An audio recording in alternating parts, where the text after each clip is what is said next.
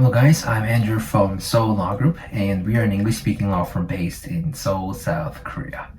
In today's video, we'll have an in-depth look at everything you need to know about juvenile crime in Korea. When a child is under 14 years old, they cannot be punished at all, whatever crime they committed.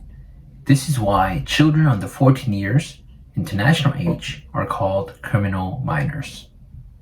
Children under 19 years old, international age, can be sent to the Juvenile Department instead of the criminal court. And they get protective detention instead of punishment. Criminal minors in Korea. Number 1. 10 years or older but still under 14. These children would need some guidance for their behavior. So, when a child who is 10 years old or more but still under 14 years old commits a crime, they are sent to the Juvenile Department for a special trial. After being tried in the Juvenile Department, they are ordered to go through protective detention instead of punishment. 2. 14 years or older, but still under 19. When the child reaches 14, they are no longer criminal minors, which means now they can be punished for their crime. But they are also under the jurisdiction of the Juvenile Department until they reach 19.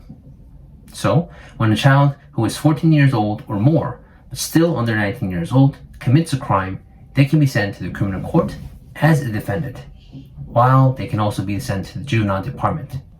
Whether they will be sent to the criminal court or the Juvenile Department depends on various factors. What kind of crime did they commit? Is this their first time, or have they been sent here several times already? Are they showing remorse and willing to change their behavior? Juvenile special treatment. But even if they get officially charged and sent to the criminal court as a defendant, they still get some special treatment for their young age. Number 1, death sentence or prison. First, defendants under 18 years old can never be sentenced to death, nor be sentenced to life in prison. When the crime is severe enough to deserve death penalty or life sentence, they will be sentenced to 15 years in prison instead. Death penalty or life sentence to a juvenile who was less than 18 years old when the crime was committed shall be reduced to 15 years of imprisonment. Number 2, reduced punishment. When the defendant is under 19 years old, their punishment can be reduced. The law provides a variety of reasons for reducing punishments, such as when an intended crime is not completed, or when the criminal turns themselves in to the police. Defendant being under 19 years old is one of the reasons for those reduction. Please note that this reduction is not obligatory, but optional. It happens only when the judge considers that it's reasonable to reduce the punishment. If the judge decides to not reduce the punishment, even though the defendant is under 19 years old, then that's too bad. Number 3, indeterminate sentence. When the defendant is under 19 years old and the punishment is more than 2 years in prison, the judge should sentence them with an indeterminate sentence. This means that the sentence would be like maximum 3 years, minimum 1 year in prison, or maximum 5 years, minimum 3 years in prison, so that if the child behaves well enough in prison, they can be released only after serving the minimum amount of sentence. All these special treatments only apply when the defendant is still underage, when they're being sentenced in the court. So, if the child committed a crime when they were 18, but time had passed during the trial and now they're 19, they will be sentenced as an adult without any special treatment. Juvenile protective detention.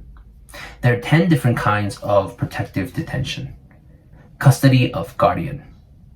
Number 1 looks like simply letting the child stay in their parents' care, which would be the lightest detention. But sometimes it goes deeper than that. Some children don't have parents, or their parents are unfit to be their guardian. The judge can appoint a public guardian to protect and guide those children instead of their parents. Attend a lecture. Number 2 is letting the child attend a certain lecture for a certain amount of time. The judge decides what kind of lecture they should attend and how long they should do it. For instance, if the child committed a sexual crime, they might be ordered to attend a lecture about sex education and gender sensitivity. Community service. Number 3 is letting the child serve the community for a certain amount of time. The judge can decide what kind of community service they should do and how long they should do it. Probation officer.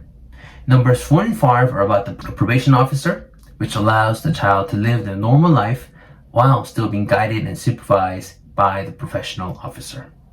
Number 4, short-term probation, and number 5, long-term probation are essentially the same thing, except that short-term probation is only 1 year, while long-term probation is 2 years and can be extended further. Juvenile Protection Institution. Number 6 is sending the child to stay in a child welfare institution or other juvenile protection institution. Now we're getting serious because this means the child should leave their home and stay away from their family.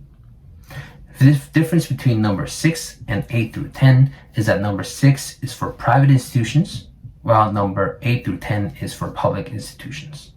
Medical institution.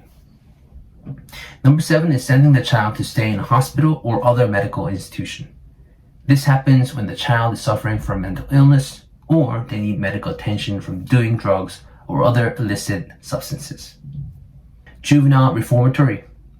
Numbers 8, 9, 10 are about sending the child to stay in juvenile reformatory, which is, to be simple, a detention center for youth. Number 8 is sending them for only 1 month. Number 9 is for a short amount of time, 6 months maximum. Number 10 is for a long amount of time, 2 years maximum. While living in juvenile reformatory, children can get vocational training or attend school depending on their situations.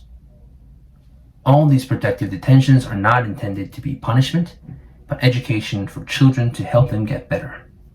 It doesn't leave any criminal record. Juvenile detention case study.